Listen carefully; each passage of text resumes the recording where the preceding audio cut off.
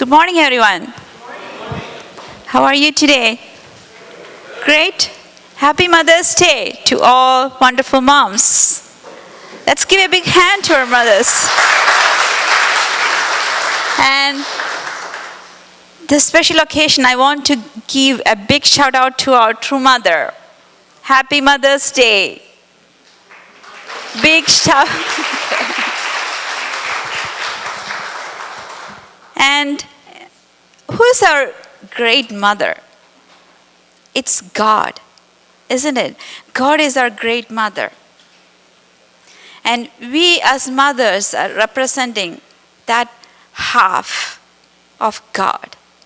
So sometimes I feel like it is really rewarding, but it is challenging to become other half of God.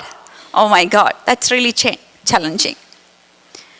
And see, this is the card I got from my daughter today morning. She wrote it. I'm sure you also may get something from your children, no? I heard from Clara when she was in 4th grade, what she wrote to her mother.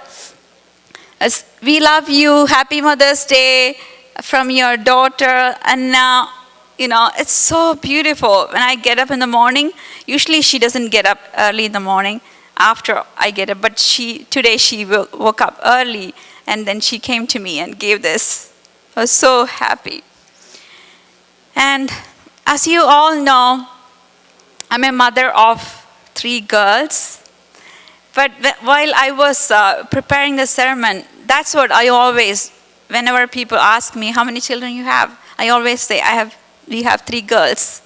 But in reality, we had one boy, one son, the first son, but we lost him after 11 days. Usually, I don't say that always in public, but when I thought about that, I should recognize him as the first one who gave me, to be a mother.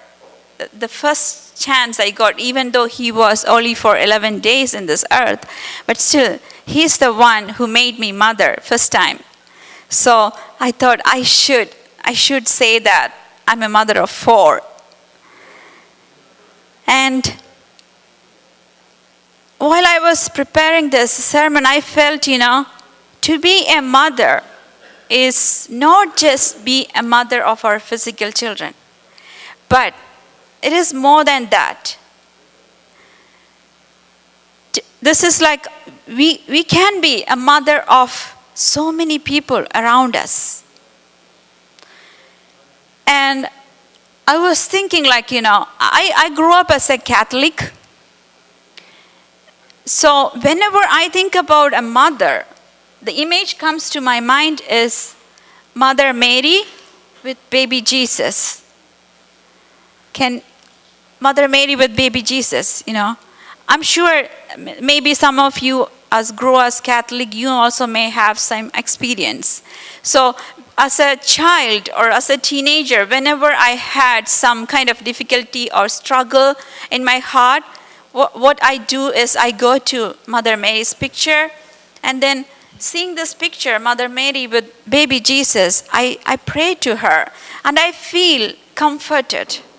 I'm sure she's a mother for so many people in the world, and many people get comfort from her.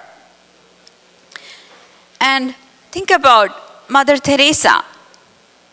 She's a mother of so many people around, isn't it? She was a nun, but so many people, we call her mother because of her heart and because of the love and because of her consideration towards the people around her. So to be a mother, it's not just being the physical mother.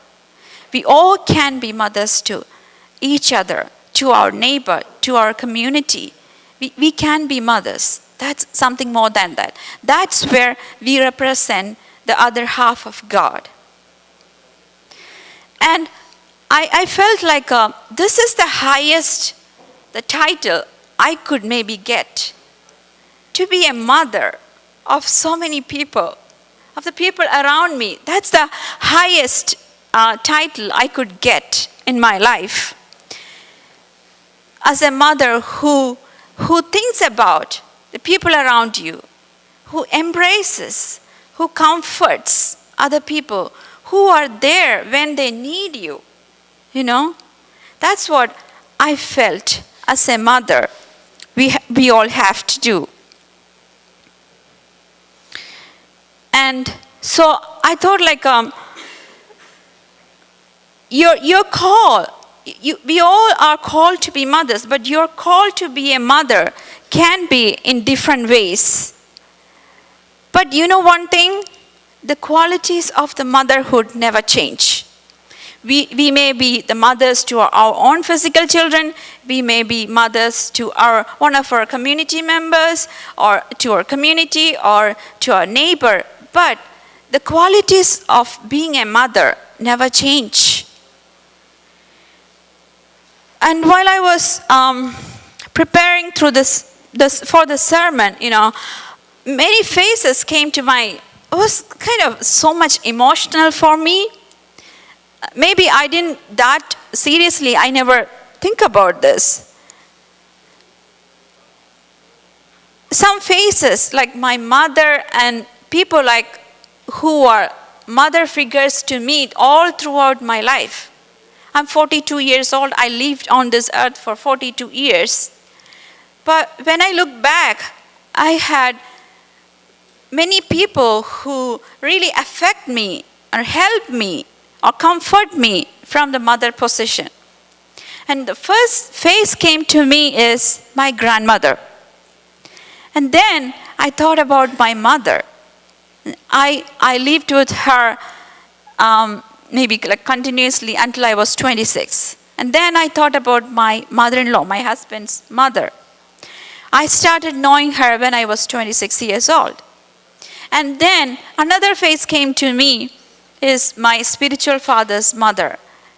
They are all like mothers to me.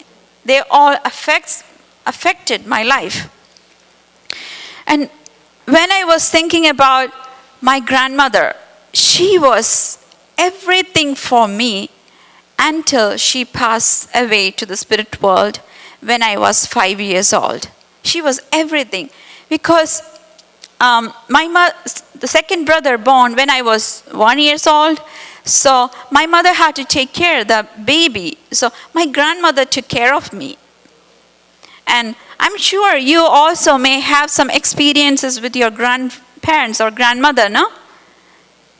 Would you like to raise up your hand, whoever has experience with grandparents? Wow, so many. I'm so glad. It's so awesome. And even though I spent only 5 years with my grandmother, I have very strong memories about her. And the things I remember, every day she go to church. And when she come back, she brings toffee for the children. She brings toffee to me. You know, and grandmothers are so loving. They never scold you. And she always takes me wherever she go. She visits other children's home and then she takes me with her. And she takes me to the kindergarten, which is near to my home. I always remember, whenever I remember about her, this kind of strong memories comes to me. And the most important thing, after my brother born, my mother took care of, my mother had to take care of the brother. And so every day I slept with my grandmother. That was such a wonderful memory even now. And we together sat on the bed, we prayed together before we go to bed, and then we slept together. Such a wonderful memory for me. I'm sorry. So, and then my mother, and the next face came to my mind is my mother. Maybe I never thought about that much strongly, but you know, I felt, oh my God, such a brave woman she is. She was a teacher, but together with that, she did a lot of hard work for the family and always there for the children and filled with lots of love for her children and the people around her. Even though sometimes she doesn't know how to express the love. I have one experience with, not one experience, I have experience with my mother. Sometimes I thought, oh my God, maybe when I get children, I will show her how a mother should be. Or, I'm sure you also may have those kind of experience. But when I became the mother, no difference, I also struggle with the same situation. Many times when we express our love, sometimes our children cannot recognize that. Maybe our problem, maybe the children's problem. I don't know. I still couldn't figure out. So, and then my mother-in-law, she's a person with a lot of patience and a lot of love towards her children and a lot of wisdom. She is a housewife, but she has a lot of wisdom. And I felt that's something amazing that we should have. That's why, with that wisdom, she raised up her children, and that's why I got such a wonderful husband. And I'm sure as mothers, this is what we have to do. We are raising up the future husbands and wives to be wonderful husbands and wives and to be wonderful parents. That's something awesome we are doing. Maybe many times we may not realize that. And then the next one comes to my mind is my spiritual father's mother. She was such an awesome woman.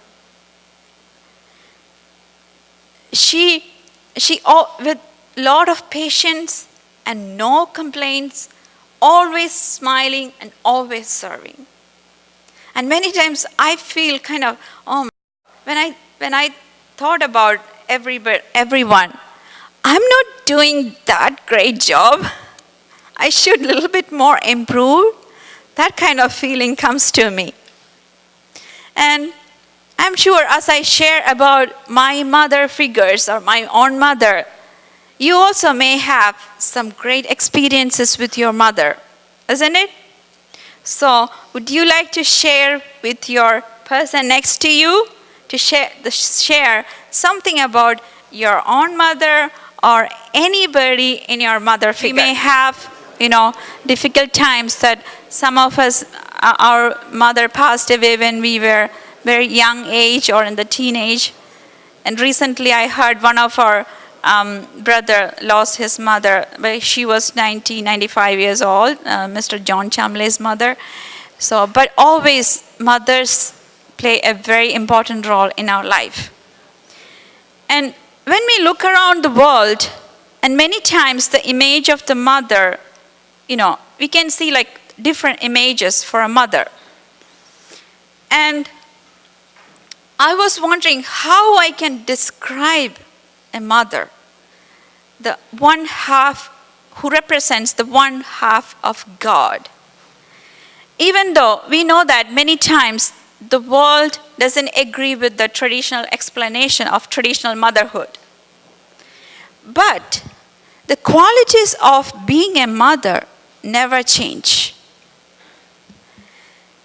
Because, you know why? Because God is unchanging, and we as mothers represents the other half of God.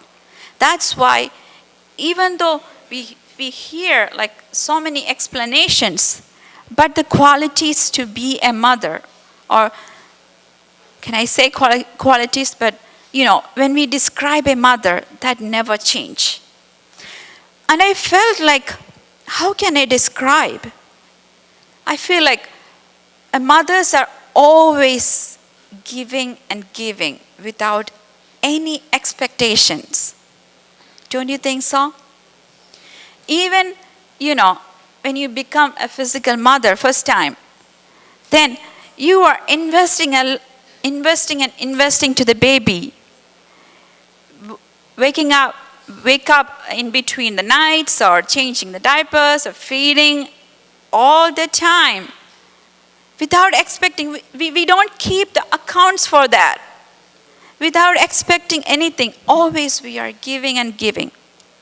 And even with the person you take care, you are a mother to them. And that time also, you don't really keep any accounts. You are taking care of that person, that family, And that's the mother's heart. And mother always hope for the best for her children, isn't it? We always hope the best for our children. And a mom always worry about her children, isn't it? Am I true? We always worry about the children. Even when they start walking, we worry.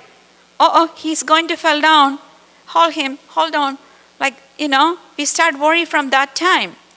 When he go to school, when he go to the college, when he get married, mothers always keep on worrying about him. Are they doing good? Are they okay? Are they comfortable? And that's the heart of mother. And the other thing, the mothers always pray for her children. That's one thing I want to really stress out today. We have to pray for our children, even when they born into our womb. We have to pray for them every minute. And that makes the whole foundation for the children. Don't worry, even if you feel like, they are not going the right way I'm thinking. But that's okay. Just offer to them God and pray for them. And a mother always educate her children. A mother is the one who set the standards of the family and get things organized. And she always want to educate the children. And sometimes as children, we don't really want to accept all the education, aren't we? We don't want to really always accept the education, isn't it? I think so. As a child, I was like that. Sometimes I may think like, this is not so good. I cannot do this. But later we understand, when we become mothers, we understand this was for our good, what our mother educated us. And a mom is always want to be proud of her children. See, we have some wonderful moms here with their children. I'm sure we have more mothers proud of the children, but I get some pictures from our own community.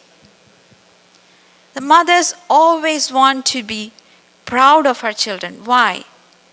Because just like God, they represent the half of God. And God always wants to be proud of his children.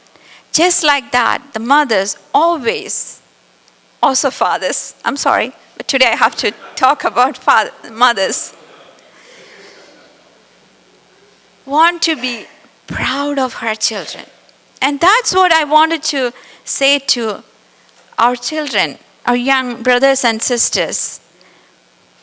Like, I hope you may remember, Victor Servito gave the sermon. He said, whenever he do something, he think about, will this make my parents proud about me?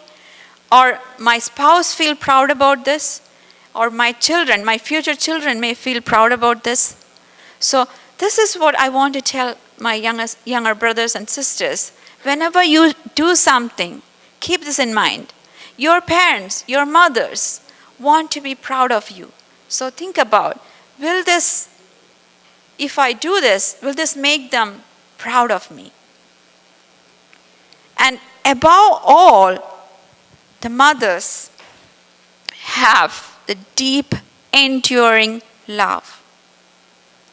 That's what above all they have, this enduring love, this abundance of love, like an ocean, maybe more than ocean.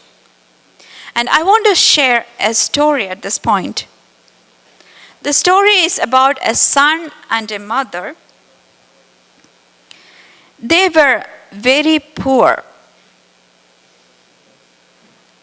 And the mother and the son were living together in a small hut. And she runs a small shop. But she had only one eye. And this caused a lot of embarrassment for her son. She was such an embarrassment for her son. One day, she went to a field day in the school. And the son didn't like that at all. Because his friends noticed that his mother had only one eye. He felt so much ashamed of it. And when he saw her in the school, he just gave a bad look at her and he ran away. And when he came back home, he really shouted at his mother, "Why did you come there? Just to make my friends mocking at me?" And the mother felt so bad about it. And she was crying and crying a lot at night. That also, even without disturbing her son. The son was really smart. And he felt so angry about his situation. He's poor and his mother didn't have an eye. So he wanted to escape from the situation. So what he did is he determined to study well. He studied well and he got admission in the university in Seoul. And he studied very hard and he became in a very good position in that university. And then he bought house and he got married and he got children. But he never came back to his mother's home. And he was leading a very happy life. But one day, somebody knocked on the door, ring the doorbell. And he opened the door. And suddenly his daughter also came with him. Then he saw his mother is there, an old lady. He recognized that it's his mother. But he pretended that he didn't recognize her. And the daughter also got scared by seeing this lady and she cried and ran away. And then, the son shouted at her, like pretending that he is not recognizing her. He said, Why did you come here? Who are you? Like that. And the mother felt so bad. And she said, "I'm sorry, I got a wrong address. Sorry." Then she left. And she never came back. But after a few months, he got an invitation from his old school for a reunion. The incident with the mother was really hurting him a lot within, even though he didn't share that with anyone. Then he decided to go there. And he went there after the program. He visited his mother's house. Maybe like a hut or shack. But when he went there, he couldn't see his mother. Then a neighbor came to him and gave him a letter and said to him, his mother passed away a few weeks before. And she gave me this letter to give to you. And it says like this: "My son, I think my life has been long enough now. And I won't visit Seoul anymore. I miss you so much. And I was so glad when I heard you were coming for the reunion. But I decided not to go to the school for you. I'm sorry that I only have one eye. And I was an embarrassment for you. You see, when you were very little, you got into an accident and lost your eye. As a mother, I couldn't stand watching you having to grow up with one eye. So I gave you mine. I was so proud of my son that was seeing a whole new world for me in my place with my eye. I was never upset at you for anything you did. I miss you so much. I love you. You mean the world to me. And by reading this letter, his world got shattered and he cried and cried a lot. But he couldn't do anything because the time is gone. I felt like, many times I had incidents like when you become 20s or 30s, your parents also get older. And they may not look beautiful as when they are young. But still they are your mother, your parents. So never disrespect your parents, your mothers. Always respect them and don't ignore them. And never underestimate them. Because they give us life, even if it is our physical mother or our spiritual mother. They helped them, they gave them birth. And they raise as much as they can. They always want to do hard work. And they always want to give more than they'd have. And even, in our community, we know that the whole facility we have, sometimes we may thought, this church is not the best place. But where we stand here is because of many of our mothers' hard work, many of their sacrifice. And that's what we all can do. We all can only appreciate it. That's the only thing we can do. And we can give our respect and love. And whoever walked before us, and they are not expecting anything, just take that responsibility and show that love. That's it. Nothing more. And I'm sure when I go through this sermon, many of our mothers in our community also did a lot of sacrifice.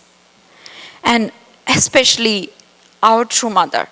As we saw in the Hundoke, Father testified about our true mother. She sacrificed everything, even from her very young age.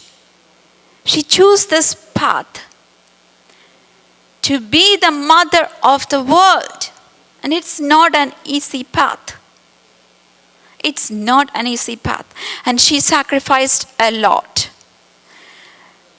Recently, I was attending one course, True Parents Legacy, arranged by Headquarter. And I happened to read many books about true parents and true mother.